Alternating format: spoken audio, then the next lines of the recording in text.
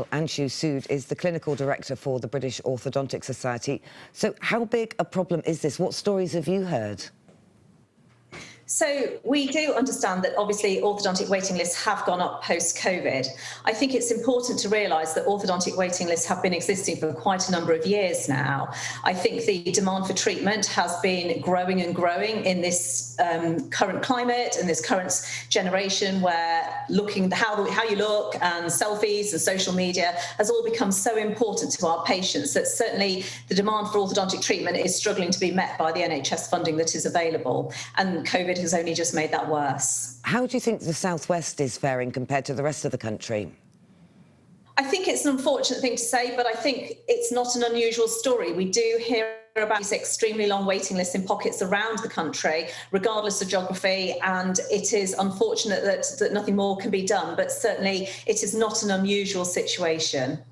What do you think the long-term impact could be on children who can't get an appointment? Well, I think the really reassuring thing is that most orthodontic cases can be treated at most ages. And so certainly the delay is not always an indication that you're going to get a poorer clinical outcome when you are able to start treatment. And so that's the first thing that I'd like to say to reassure parents and patients. I think it is understandable that this delay causes distress. I mean, obviously the children, they don't like the way their teeth look. They worry about how it makes them feel and how people perceive them. And of course, as a parent, that is a worry too.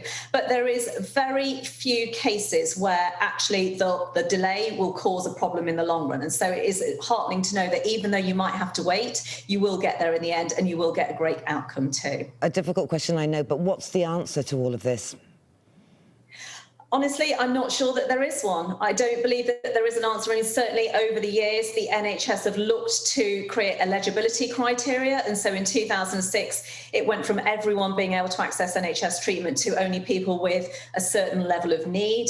And I suppose that the argument will be that that will become more defined as time goes on in order to really treat the children that desperately need to have the treatment. And so already, whereas slightly more cosmetic improvements have been taken out of the NHS funding, that may seem to continue as time goes on. OK, Anshu Sood, thank you very much for your time. Thanks a lot.